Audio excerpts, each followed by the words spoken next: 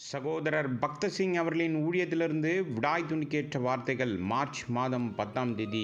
பிரியமானவர்களே, பழிவாங்குதல் எனக்குரியது, நானே பதில் செய்வேன் என்று கர்த்தர் சொல்கிறார் என்று எழுதியிருக்கிறபடியால் நீங்கள் பழிவாங்காமல் கோபாக்கினைக்கு இடம் கொடுங்கள்.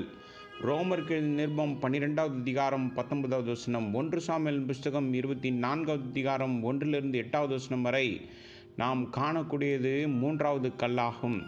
கர்த்தர் தாவீதை எங்கேதிக்கு அழைத்து வந்தார். சவுல் தாவீதின் கொடிய எதிரியாக அவனை கொல்ல வேட்டையாடினான். சவுல் எங்கேதியில் முகாமிட்டிருந்தபோது ஒரு நாள் தாவீது சவுலுக்கு மிக அருகில் வந்தான். அவன் விரும்பியிருந்தால் அவனை எளிதில் அடித்து கொண்டிருக்கலாம். சவுலும் அவனது கூட்டமும் ஆழ்ந்த உறக்கத்தில் இருந்த மற்றொரு சந்தர்ப்பத்தில் தாவீது சவுலை எந்த சிரமமும் இல்லாமல் கொன்றிருக்க முடியும். 2 சந்தர்ப்பங்களிலும் தாவீது சவுலை கொல்வதிலிருந்து தன் கையை நிறுத்தி, நான் சவுலை தொடமாட்டேன், ஏனென்றால் அவன் கர்த்தரால் அபிஷேகம் செய்யப்பட்டவன் என்றான். நம் எதிரிகளுக்கு எதிராக நாம் வன்முறையை பயன்படுத்துவதை தேவன் விரும்புவதில்லை. இப்பூமிக்குரிய ஆயுதங்களை பயன்படுத்த அவர் அனுமதிக்க மாட்டார். மறுபுறம் நம்மை பொய்யாக குற்றம் சாட்டுபவர்களை நாம் நேசிக்க வேண்டும் என்று தேவன் விரும்புகிறார். மனிதர்கள் நம்மை கொல்ல முயற்சிக்கும் போது அவர்களின் ரட்சிப்புக்காக நாம் ஜெபிக்க வேண்டும். ஆகவே தேவன் தாவீது கொடுத்த 3வது கல் இதுவாகும்.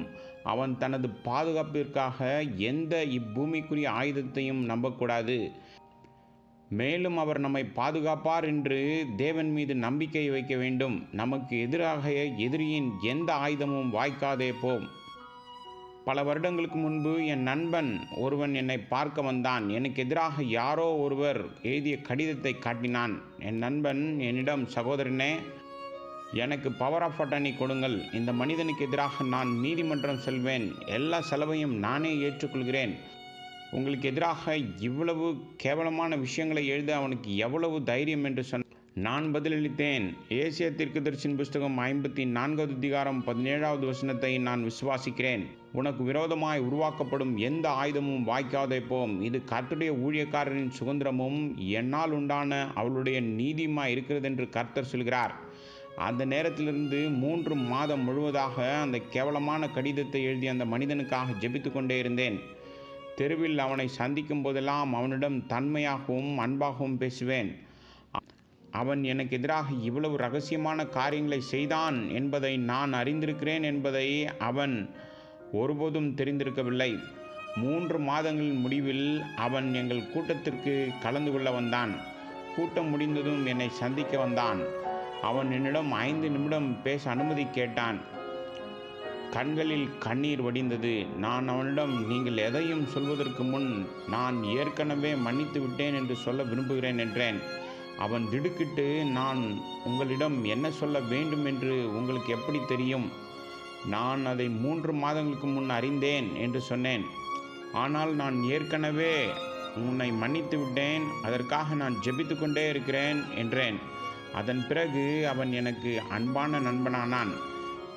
நம் எதிரிகளுக்கு எதிராக வார்த்தைகளை ஆயுதங்களாக பயன்படுத்தாமல் இருக்க கற்றுக்கொள்ள வேண்டும். நற்செய்தியின் நிமித்தம் நாம் வெறுக்கப்படுவோம், ஒதுக்கப்படுவோம், துன்புறுத்தப்படுவோம் என்று தேவனுடைய வார்த்தை சொல்கிறது. நாம் எந்த நிலையையும் சந்திக்க ஆயத்தமாக இருக்க வேண்டும். ஆனால் இதே நேரத்தில் தேவன் நமக்காக கிரியை செய்வார் என்று நாம் உறுதியாக நம்ப வேண்டும். சரியான நேரத்தில் தேவன் சவுலை அடித்தது போல அவர் நம் எதிரிகள் அனைவரையும் தோற்கடித்து எந்தவிதமான மறைமுகமான காரியங்களையும் பயன்படுத்தாமல் நம்முடைய எல்லா தேவைகளையும் நமக்கு கொடுப்பார். லஞ்சம் கொடுக்காமல் உங்கள் அலுவலகத்தில் பதவி உயர்வு அல்லது உங்கள் பிள்ளைகளுக்கு பள்ளி மற்றும் கல்லூரியில் சேர்க்கும் எல்லா காரியங்களிலும் நீங்கள் வெற்றியை பெற்றிருப்பீர்கள்.